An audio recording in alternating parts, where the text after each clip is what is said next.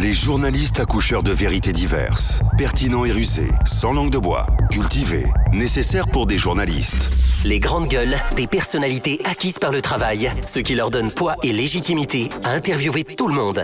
L'épopée des grandes gueules ou le socle de la liberté d'expression en Guinée depuis plus de 10 ans. Tous les matins sur Radio Espace, mais aussi sur Espace TV, vous nous regardez là. Merci de votre fidélité. Continuez à réagir. Les contacts s'affichent juste en bas de l'écran. Avec plaisir, nous allons prendre en compte un peu plus tard, sur le coup de 10h, vos réactions évidemment dans notre émission Les Grandes Gueules sur Radio Espace Guinée. La Guinée donc a franchi ce week-end, il faut le rappeler, la barre des 120 cas d'infection au Covid-19. Ces contaminations et leur milieu de personnes donc placent désormais le pays en phase 3 de l'épidémie. C'est somme toute une phase à la fois déterminante et critique dans la guerre contre le coronavirus. Et toutefois, dans l'opinion comme chez les soigneurs, les actions portées donc par l'ANSS connaissent une avalanche de critiques en question la coordination donc des actions de dépistage, de l'organisation de la communication sur la chaîne des services prodigués et qui entretiennent donc les retards et suspicions de tout genre. Comment s'organisent ces dépistages? Nous essayons de comprendre ce matin dans cette émission comment l'ANSS aborde-t-elle cette troisième phase de l'épidémie. Nous allons avoir en direct évidemment ce matin dans notre émission Dr Sakouba Keita, directeur général de l'Agence nationale de sécurité sanitaire. Il sera en direct ce matin dans Les Grandes Gueules sur Radio Espace Guinée. Dans le sillage donc de la résistance au Covid-19, l'heure est à la mobilisation bénévole des ressources en tête de peloton évidemment Adafo Média qui a lancé donc vendredi dernier un appel à contribution en faveur donc de groupes démunis comme le groupe de presse. Une initiative retient particulièrement l'attention. Elle est portée donc par une activiste en direction des entreprises qui collectent donc des vivres dans le même dessin. Explication ce matin donc Madame Fatou Balde-Yansane, présidente donc de la COFEL. Elle sera en direct ce matin dans notre émission Les Grandes Gueules sur Radio Espace Guinée. Continuez à réagir par SMS, sinon vous partez sur Twitter, #EspaceGG avec plaisir. Nous allons prendre en compte vos messages dans cette émission. Le temps pour le réalisateur évidemment de joindre Sana Sadiane qui va intervenir dans un instant évidemment pour un témoignage dans cette émission. Mon cher Roby. Écoutez, moi je voudrais sur le plan de riposte post-Covid, je suis tout à fait d'accord avec les idées de Tamba et tout ça. C'est vrai que l'État doit prendre beaucoup de mesures et accompagner les entreprises et tout. Mais sur le plan de la gestion même de la crise, puisque nous sommes encore en plein dans la crise, je pense qu'il faut pas être amnésique, il faut pas oublier que nous ne sommes pas le seul État qui avons commis des erreurs. Certes, nous avons lancé Moussa, laisse-moi aller jusqu'au bout de ma logique, je suis maître de mes mots. Nous avons lancé l'alerte depuis le début. Tout ce que vous êtes en train de dire là, on l'a dit depuis le début, c'est vrai, mais c'est arrivé. Il y a les grands États comme les États-Unis, l'Angleterre qui ont commis. Les États-Unis aujourd'hui, ils sont à 10 000 et quelques cas de mort parce que tout simplement leur président. Permettez-moi. Réveille-toi, permettez-moi. Soyez pas alarmiste. Nous sommes combien de Guinéens? Leur président au tout début a banalisé la maladie. Son premier discours c'était de dire que il y avait pas. Le premier discours de Trump c'était quoi? C'était de dire au monde entier qu'il n'y avait pas un État plus préparé contre le Covid-19 plus que les États-Unis. Aujourd'hui, ils sont à 10 000 morts. Boris Johnson, aujourd'hui, qui lui-même est alité et qui est malade, avait dit qu'il fallait que 80% des Anglais soient contaminés pour développer leur propre immunité. Lui-même, il est malade aujourd'hui, il est alité. Donc aujourd'hui, je pense que nous sommes quand même l'un des rares pays, l'un des pays sur la shortlist à ne pas enregistrer de cas de mort. Moi, je voudrais rendre un courage aux médecins qui sont en train d'abattre un travail avec des erreurs. Certes, il faut leur dire de doubler d'efforts, il faut leur dire d'être mieux organisés, c'est vrai, mais il ne faut pas les jeter en pâture. Personne ne fait ça. Faut pas les jeter dans la gueule des lions comme si rien n'était en train d'être fait. Qui a pas d'accord? On est à 5 cas de guéris. Encourageons l'évolution, sensibilisons les populations aux gestes barrières. C'est la seule façon aujourd'hui de limiter les dégâts.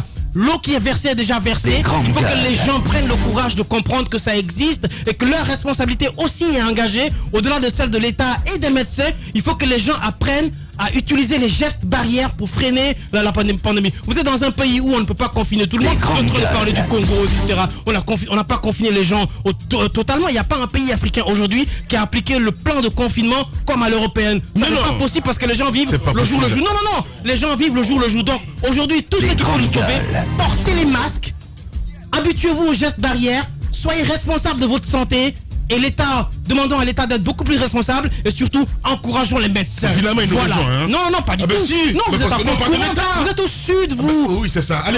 Allez-y, Moussa. Moussa, allez-y. Oui, Les grandes gueules. l'espérance ne doit pas nous rendre aveugles. Il faut ouvrir les yeux et savoir nommer le mal. Ouais. Au grand mot, les grands remèdes. Tamba et le ministre Rémi ne s'aimaient pas. Ils ont intérêt à la rage de guerre. Nous avons rendu hommage. Voilà, aux médecins. allez-y. Nous avons dit que nous avons de bons médecins. Nous avons, d'ailleurs, j'en ai parlé dans notre toute dernière émission, de ces professeurs agrégés. La Guinée en a connu une dizaine. Oui.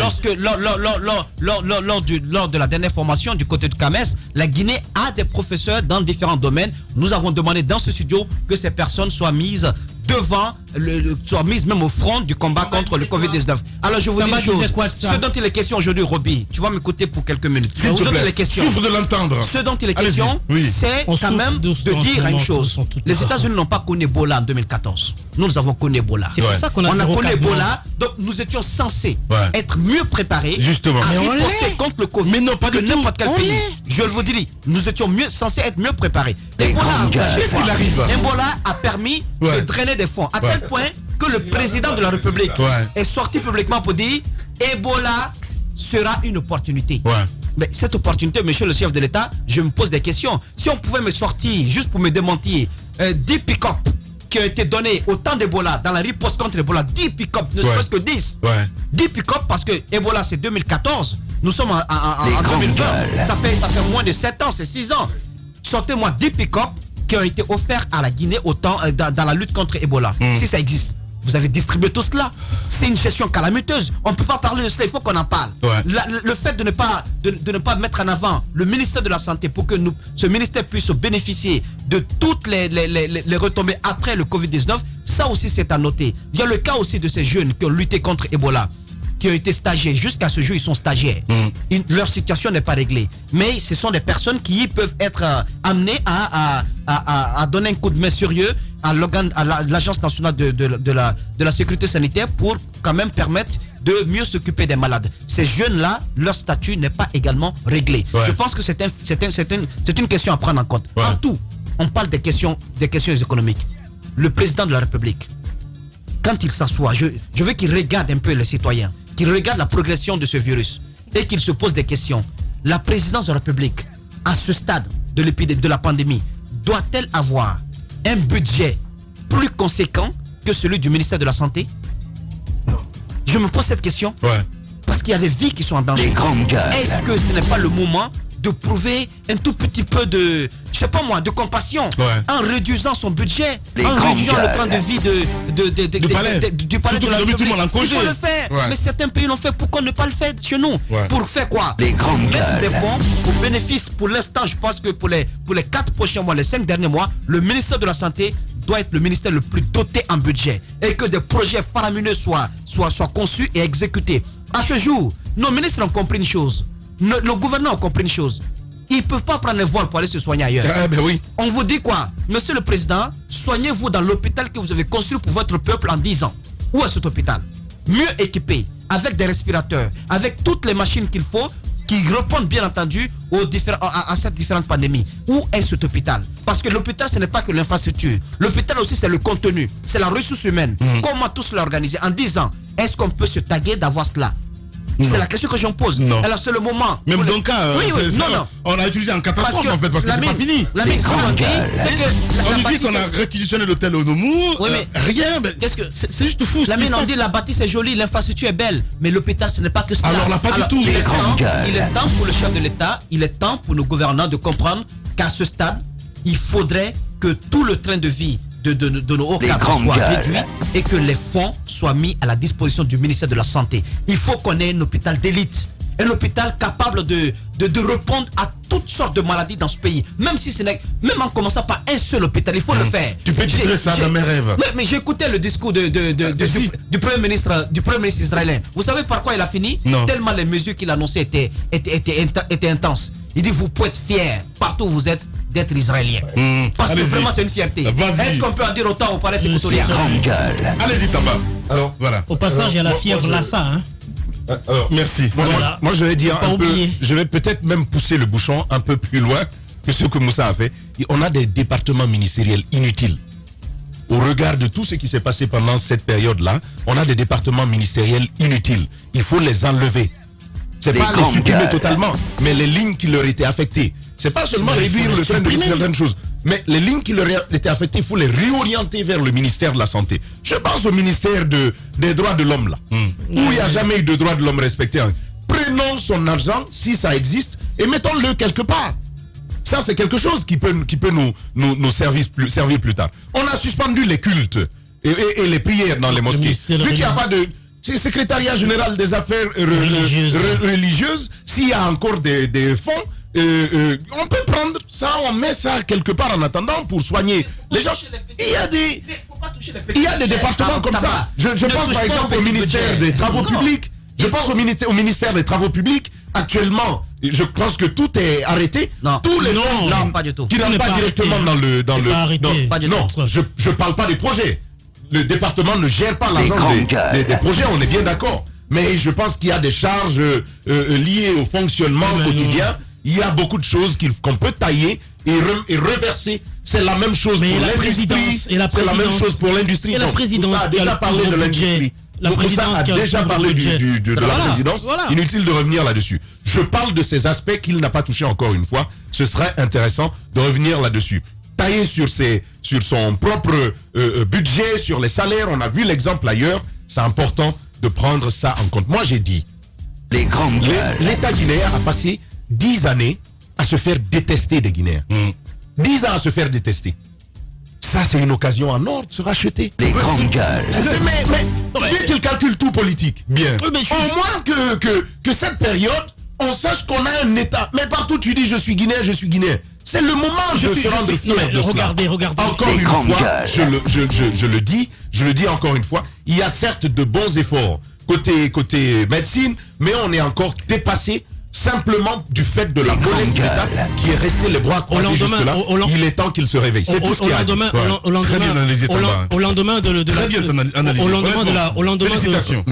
la crise d'Ebola, maintenant vous allez m'écouter. Au lendemain de la crise d'Ebola, lorsqu'on avait chanté sur tous les toits ici, on s'est cassé la mâchoire à dire à l'État de faire l'audit à l'époque du centre qui s'occupait de Ebola. C'était même quoi? C'était encore Dr Sakoba, mais ça s'appelait quoi d'ailleurs?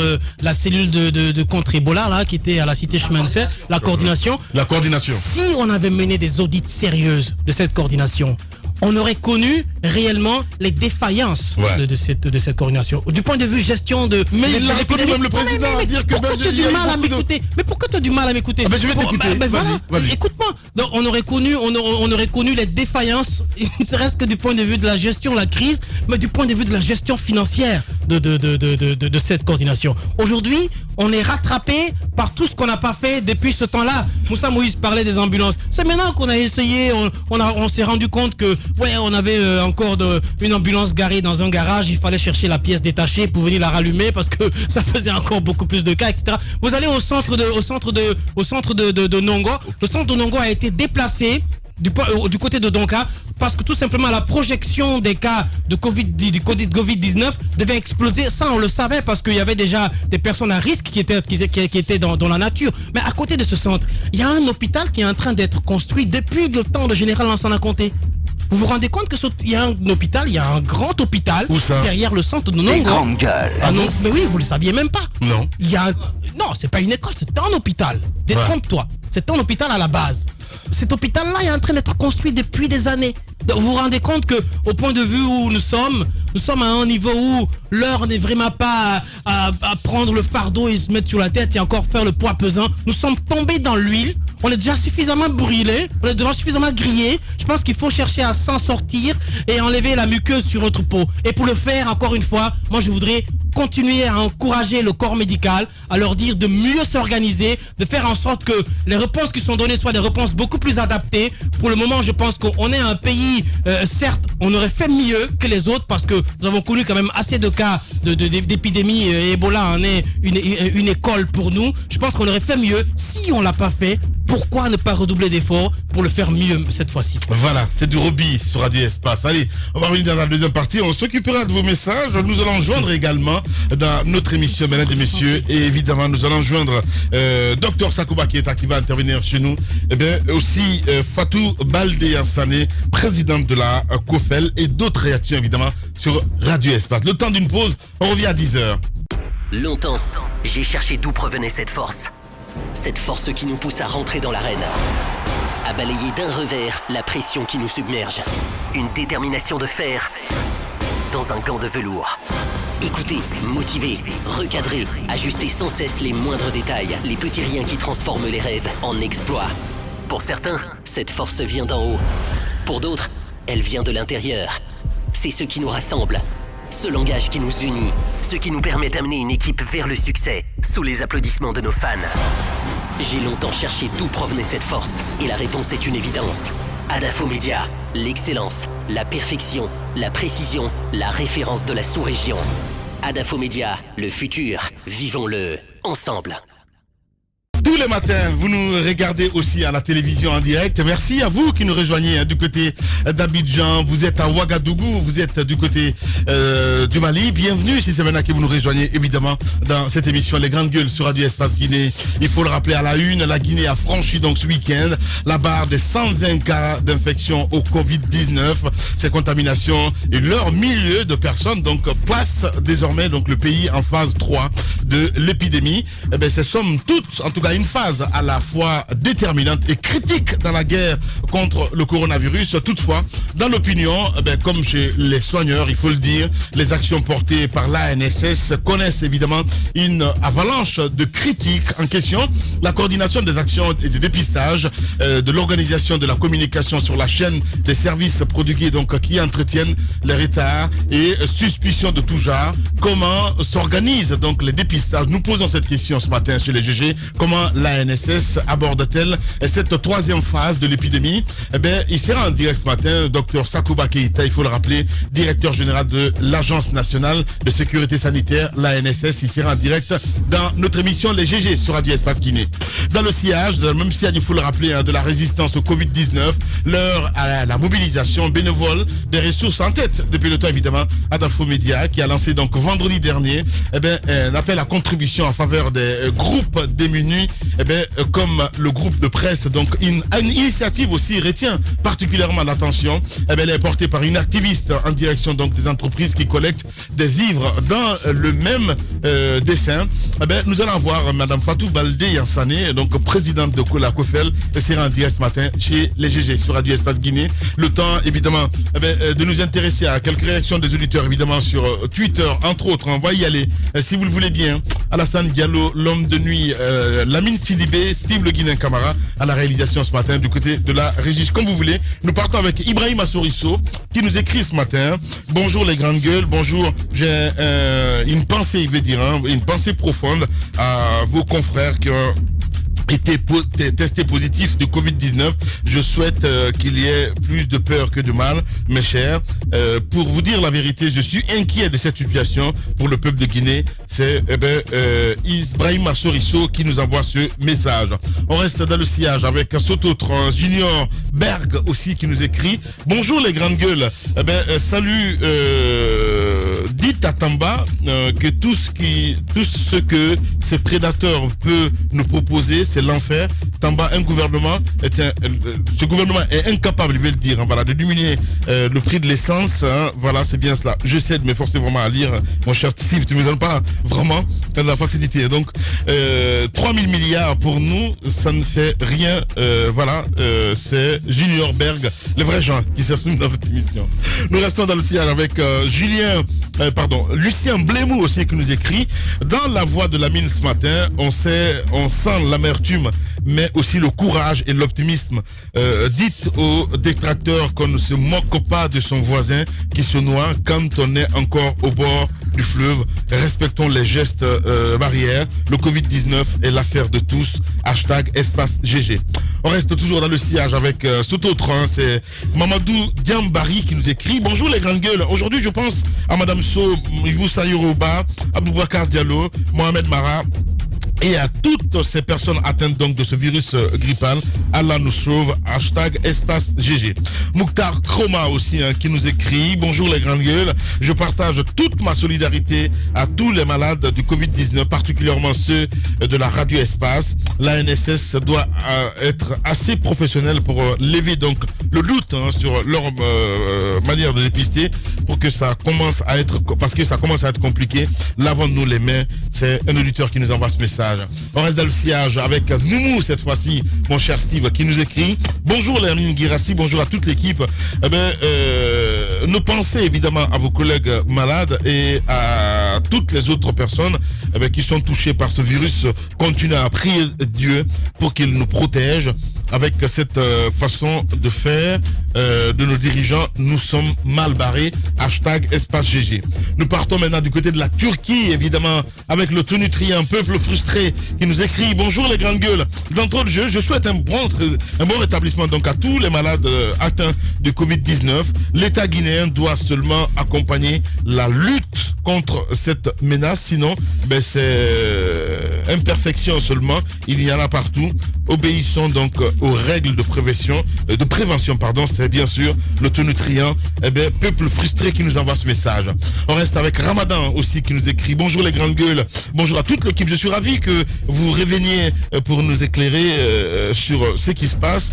Meilleure santé à vos guerriers malades. Pour ce qui est de Roby, merci de se protéger. Ne cherchons pas donc le résultat. Ton résultat, donc c'est Barry qui nous envoie ce message. On reste dans le sillage avec cet autre aussi qui nous écrit: c'est Silla Ibrahima Mato, #espace GG. Bonjour, moi c'est Ibrahima. Bon courage à nos braves héros infectés au sein de notre radio. Mais je me pose juste une question. Après tous ces confinements, couvre-feu, etc., qui sont les infectés de Sékou Touréa? Il pose cette question ce matin. On n'a pas de réponse, mon cher ami. Carnot, le véridique Diallo aussi qui nous écrit #espace GG. Bonjour les grandes gueules, bon retour à vous. Votre absence nous a vraiment ennuyés. Pour combattre donc ce Covid-19, respectons les mesures préventives et restons à l'écoute de nos personnels de santé. Prompt rétablissement à toutes les personnes infectées. On reste toujours avec ces auditeurs, très nombreux évidemment à réagir. On va essayer de se rabattre maintenant avec les SMS, très nombreux à nous écrire ce matin sur le 657 39 13 13. Mon cher Steve, on y va avec Mohamed Mara qui nous écrit évidemment. Mohamed qui nous écoute: bonjour les grandes gueules, il faut vraiment rendre un vibrant hommage aux médecins qui sont totalement dévoués à nos soins ici. C'est vrai qu'il y avait des soucis au début, mais avec l'implication de personnes comme Dr Makale et Dr Sike ici en interne, les choses rentrent progressivement en ordre. C'est un moment de preuve certes, mais Dieu est au contrôle et notre État s'améliore donc. Une chose importante, il faut rendre le dépistage systématique. C'est un acte de responsabilité qui protégera évidemment des multitudes. Cette maladie se prend en charge facilement, voilà, et personne ne devrait avoir peur de se faire dépister. C'est Mohamed Mara évidemment depuis Donka qui nous envoie ce message. On reste avec cet autre, Afamoussa Makadiabi, qui nous écrit bonjour les grandes gueules, bonjour à toute l'équipe, mes pensées et prières à tous les malades de Covid-19. Bonne journée à vous. On reste avec l'autre animateur de cette émission, c'est bien sûr Lai Junior Condé aussi qui nous écrit en direct. Bonjour les grandes gueules, prompt rétablissement à nos amis, Dieu sauve la Guinée. Merci à vous tous à l'international. Voilà, on va essayer de repartir sur le terrain, mon cher Moïse, d'où nous attend donc Dr Sakouba Keita qui va intervenir dans un instant. Oui, Dr Sakouba Keita, quoi qu'on dise, il est fougueux, il est engagé, il a le courage quand même de ses opinions et autres. C'est qu'on lui demande. On sait que l'organisation d'une équipe, ce n'est pas une tâche facile parce que il s'agit quand même d'une question de ressources humaines et autres. Mais il y a des conseils aussi qu'il doit prendre en compte parce qu'on n'a pas toute la science infuse. Il y a des choses qu'on peut apprendre à chaque fois dans la vie. Maintenant, la gestion des personnes contacts. Il faut renforcer cette gestion. Ensuite, au niveau du cerclage de ces personnes contacts, il faut également en faire davantage. Sur les tests de prélèvement, l'OMS recommande des tests de dépistage massif. C'est la recommandation de l'OMS. Mais on dira, nous pays africains, surtout la Guinée, nous n'avons pas les moyens d'organiser ces tests de dépistage massif. Vous savez, lorsque je vais vous raconter ce qui nous est arrivé, lorsque nous sommes partis à Donka et que nous avons pris ces photos, il y a des internautes, des personnes même qui nous interpellent pour dire mais vous savez que ce pays n'a pas assez de tests. Vous partez les gaspiller. Vous n'avez rien, vous partez vous présenter à Dakar. Mais après, j'ai dit à certains que c'était motivé. C'était motivé, je ne vais pas citer tout ce qui s'est passé pour les personnes contactées et autres. Ça veut dire que il y a lieu quand même de dépister tous ceux qui présentent un petit symptôme. Tous ceux qui ont eu des rapports, des contacts avec ces personnes-là. C'est l'OMS qui le recommande. Quand on nous dit qu'on n'a pas les moyens, c'est trop facile. C'est trop facile. Aujourd'hui, le Sénégal développe avec comment on appelle, des partenaires britanniques la mise en place d'un test de dépistage dont le coût sera à $1 l'unité. $1 l'unité.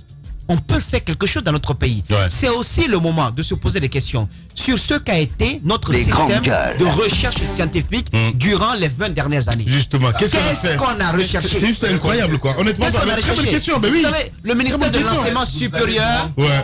Dernièrement, avec Mohamed Mara, je disais, je n'aime pas le terme de scientifique parce qu'il n'y a pas de recherche du tout.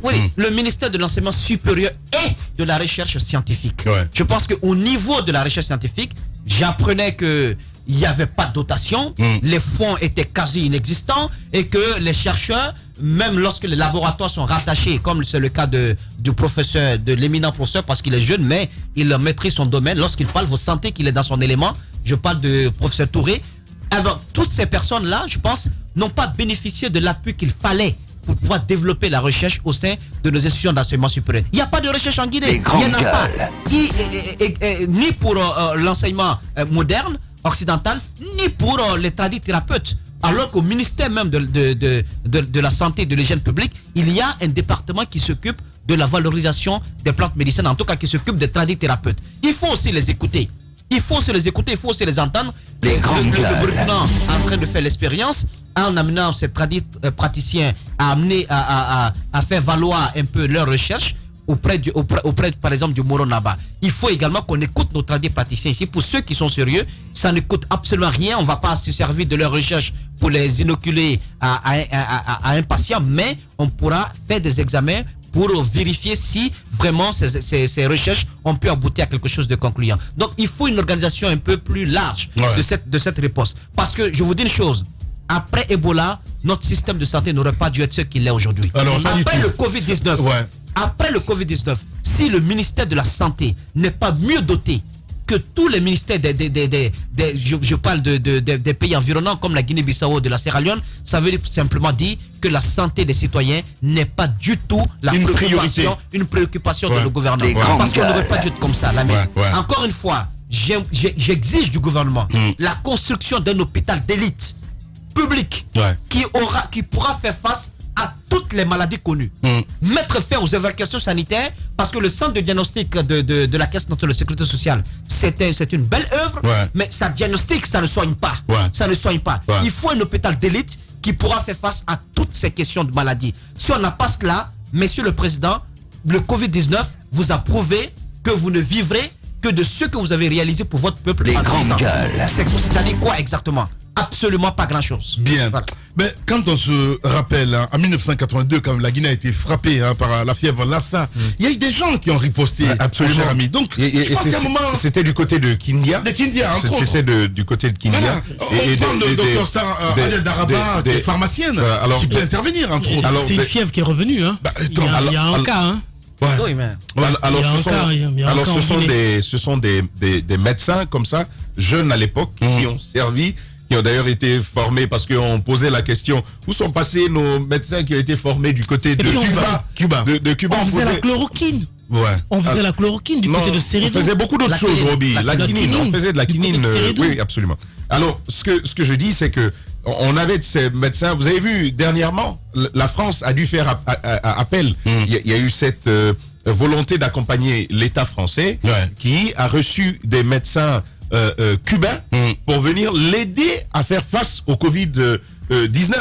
L'expertise cubaine est reconnue au plan international et nous avons des Guinéens qui ont été formés là-bas. Aujourd'hui, en 2007, 2008, en 2011. Mais même récemment, même dans un passé récent avec le général Lansana Conté. Mais ce qui se passe finalement, je vais vous dire, Lamine, ce sont des ressources qu'on a perdues. La fuite des cerveaux dont on parle, c'est aussi cela. Lorsqu'il y a des gens qui sont formés Je vous ai dit dernièrement, lorsqu'on parlait des salaires, on faisait le comparatif entre salaire de l'enseignement et salaire au niveau de la santé. Ce professeur en médecine que nous avons reçu, qui nous disait, écoutez, Tamba, moi je vous jure que mon salaire, il est de 1,5 million par mois. Alors, j'ai dit, mais professeur, il faut pas quand même te moquer de moi. C'est quand il a dit, je le jure, que j'ai compris que nous sommes dans une situation quand même assez difficile. Quelqu'un qui sort avec autant de compétences, avec autant de ressources, vous venez, vous le prenez comme un saphérien dans votre pays. Vous lui faites faire rien en fait. En réalité, il ne sert plus à rien. Et il est abandonné de cette façon-là. Qu'est-ce que vous voulez? Finalement, on perd de ces ressources-là. Et c'est ce qui nous arrive dans le domaine de la recherche. Tous ceux qui enseignent aujourd'hui, ces professeurs que vous voyez enseigner, le font par patriotisme uniquement. Normalement, ce sont des ressources à garder dans les facultés pour qu'elles forment d'autres personnes. Mais elles sont mal entretenues, elles sont obligées d'ouvrir leurs cliniques. Des cliniques qui font finalement la compétition, qui mènent la concurrence, mais une rude concurrence aux établissements sanitaires publics. Ça fait que celui-là même qui doit développer l'établissement sanitaire public est celui-là qui tient une clinique qui lui appartient, qui lui rapporte plus de ressources. Qu'est-ce que vous voulez quand on va lui apporter un respirateur? Mais il va s'arranger. Je suis d'accord. Il va s'arranger pour mettre en panne le respirateur et le faire disparaître. C'est ce qui m'envoie. Finalement, je n'ai pas terminé, si tu permets, Roby. Tu auras tout le temps. Vite fait. Et donc ça, c'est une situation qu'il ne faut pas perdre de vue. La recherche, Moussa Moïse l'a rappelé, n'est pas dotée en budget. Que ce soit pour les sciences humaines que pour les sciences de la nature. Je pense à la biologie, je pense à la botanique, je pense à la médecine. S'il n'y a pas de dotation en termes de ressources, tout ce qu'on fait en termes de recherche, vous savez c'est quoi? C'est envoyer les gens aux études. Mais ça aussi, ça n'a connu une certaine ampleur que dernièrement sous le ministre Yero, dernièrement parce qu'il y a beaucoup de cohortes et beaucoup d'agrégations auprès du CAMES, ça n'existait pas assez et dans les temps qui ont précédé. Et donc, ceci nous apprend beaucoup de choses.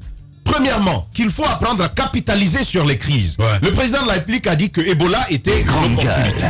Qu'en est-il aujourd'hui? Inutile de revenir vous dire que exactement, mais absolument rien. Et donc, c'est important de savoir que ces crises-là peuvent bien entendre, on peut toujours capitaliser là-dessus pour nous rendre un service, de santé plus qualifié, et ça, c'est une ressource importante. Deuxièmement, c'est important de savoir que ceci nous apprend qu'il faut nécessairement développer à l'intérieur même du pays de la recherche qui nous ressemble. Nous avons beaucoup de ressources en termes de botanique, par exemple, beaucoup de plantes qui existent en Guinée, qu'on ne trouve pas ailleurs. Il y a un centre perdu dans un confin éloigné du Breka, qui s'occupe de la valorisation des plantes médicinales. Exactement. Mais allez-y faire un tour. Le monsieur qui est là-bas, il attend qu'on lui donne des choses à faire. Quand on l'a appelé le dimanche dernier, il a été appelé dans un village voisin pour aller soigner quelqu'un qui a été mordu par un serpent. Alors, ça veut dire que ce centre est construit, il ne sait absolument pas grand-chose, il n'y a pas de recherche, il n'y a pas de budget, alors que nos tradis praticiens, encore une fois, peuvent apporter le grain de sel à cette lutte. Alors, ce monsieur dont Moussa parle, quand vous allez le voir, vous le voyez, rien qu'à le voir, vous allez comprendre comment se porte le centre. Nous avons un naturopathe. Un naturopathe qui dit à la mine. Ce naturopathe, mais quand on dit même son métier, naturopathe, vous avez l'impression qu'il s'agit d'une incantation maléfique. Tellement on ne connaît pas. Oui, mais c'est pas valorisé. Il faut valoriser cela. Et je termine cette fois-ci, en disant que finalement, mais naturopathe. Quand on te dit naturopathe, ça sonne comme un malade psychologique. Mais en fait, c'est quelque chose d'utile qui peut sauver. Non, c'est vrai, ça peut sauver notre pays. Et en terminant, donc, je dis que le virus, l'épidémie en Guinée, on nous a appris qu'on est entré en phase 3.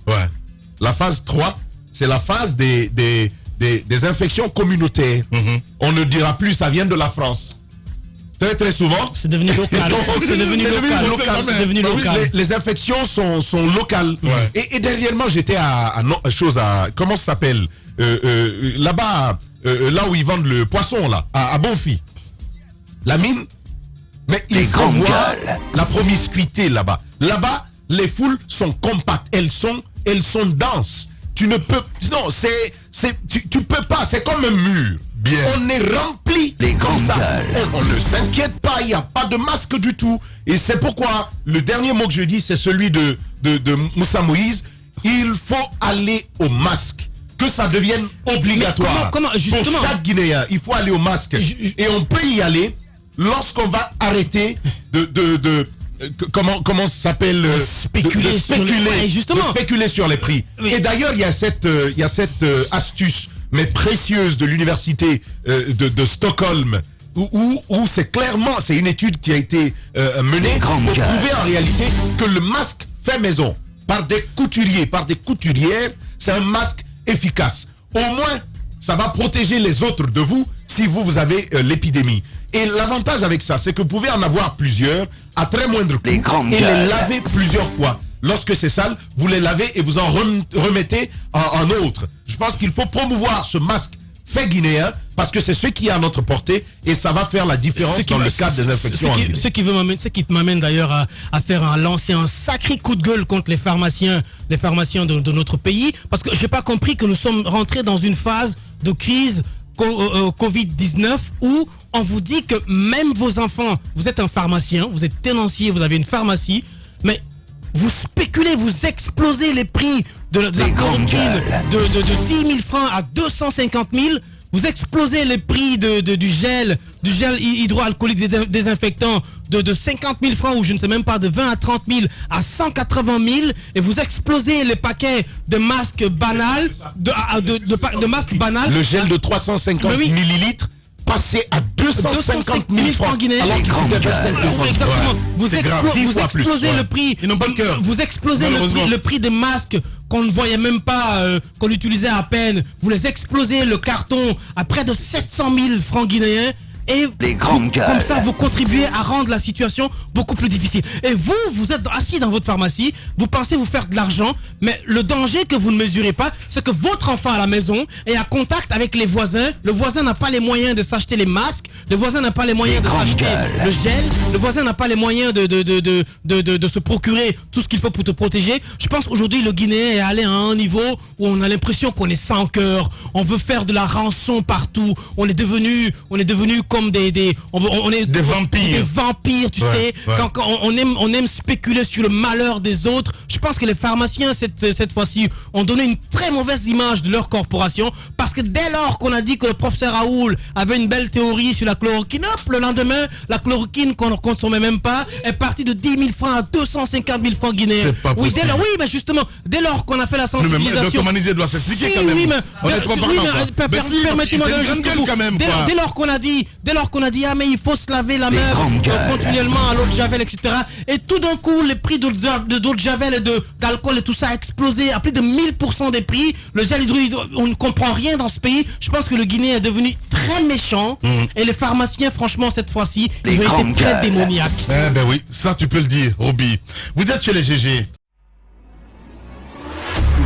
Le ridicule et la méchanceté sont ses traits de caractère.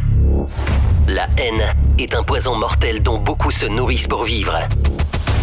Il n'y a pas d'entrepreneur audacieux qui ne fabrique pas automatiquement jalousie, envie, critique, caricature, diffamation et désinformation. Bienvenue sur Radio Espace Guinée, la radio dont les autres s'inspirent. Radio Espace Guinée. À Conakry sur 99.7, en région à Labé, Kakandé sur 99.7, à Cancan sur 99.